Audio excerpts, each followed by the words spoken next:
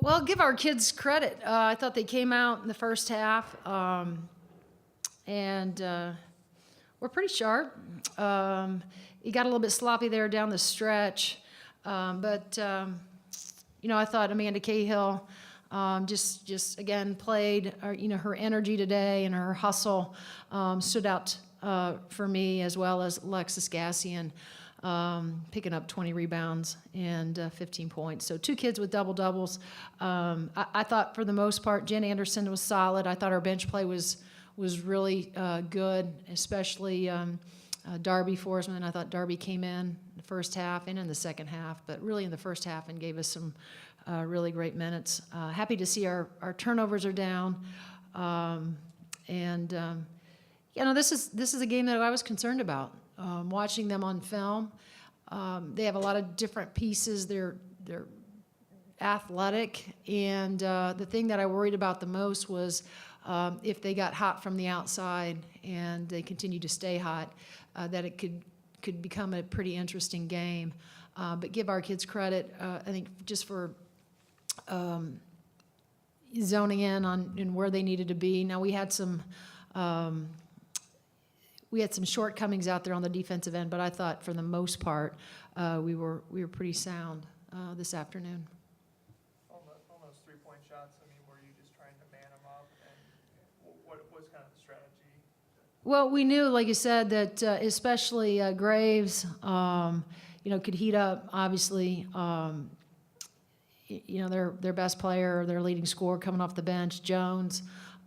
She could heat up. She was 1 for 6 today, and so we knew that they could pose problems for us from the outside. Like I said, that's what concerned me the most, because I've watched them enough on film to know that, as they did against Michigan State, they hit all those, went into halftime, I think down by 1 or up by 1, and so that really, as I mentioned, concerned me with their ability to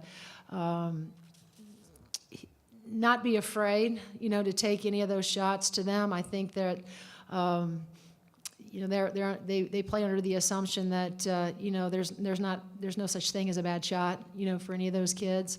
And I think because of it, they play with a lot of confidence. But sometimes that can work in your favor, and sometimes it can shoot you out of games if you're not disciplined in what a good shot looks like. So the game plan was to try to run them off the 3-point line.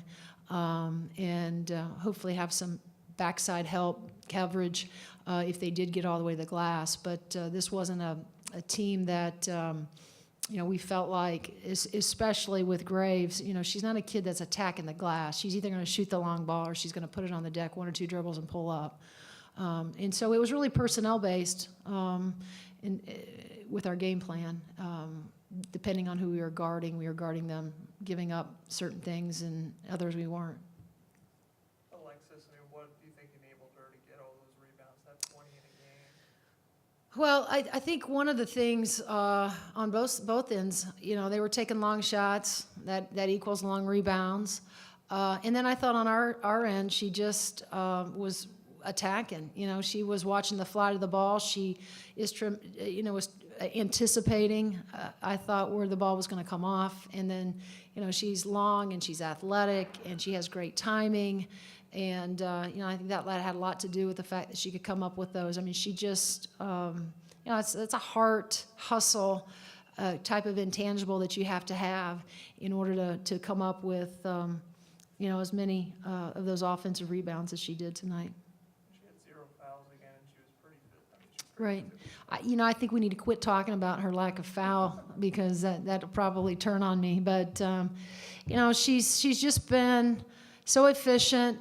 She really has been. And anybody that watches us and knows about our program recognizes that she's a terrific defender and plays with her feet and her length, her arms, and just doesn't, seem to pick up any kind of cheap fouls. And now that's not to say that her player doesn't go past her from time to time and she doesn't give up direct drives, but she doesn't bail them out and foul and then allow them to get perhaps a 3-point play.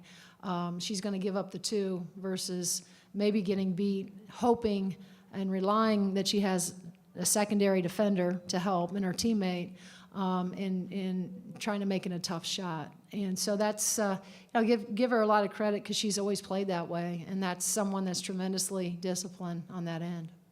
You guys are 12 of 15 from the free throw line in the first half. How much do you think attacking helped things? Oh, there's no question. I just felt like what was frustrating over there on the sideline is that we were missing a lot of layups, and we've been shooting it at such a high percentage, and those are, to me, gimmies.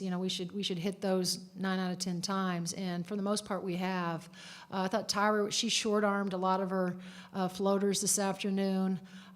Missed, was uncharacteristic. Got a run out off a steal, came up short.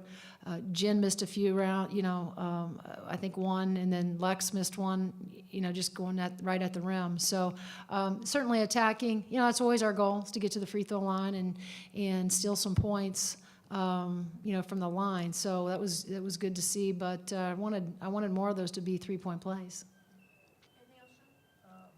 Going down to Florida now, what are you hoping to get out of that tournament? Well, we're going to play two really good opponents. I've watched a little bit of Florida, very athletic, going to be a lot like personnel-wise, similar to Auburn in their athleticism. They were ranked early. I don't know if they still are, but playing a very good league. She's been there for some time, and so has her system, has been in place, and like I said, very athletic. Same thing that we wanted to get out of it, last year was just, again, we're putting ourselves in positions to, play a difficult schedule, non-conference schedule that hopefully is going to prepare us for Big Ten play. And again, it was intentional to go out to UT Chat and to Western Kentucky, who's supposed to win their league, and then NC State, who's going to be great in the ACC, and play those opponents because we are preparing for the bigger picture, and that's Big Ten play.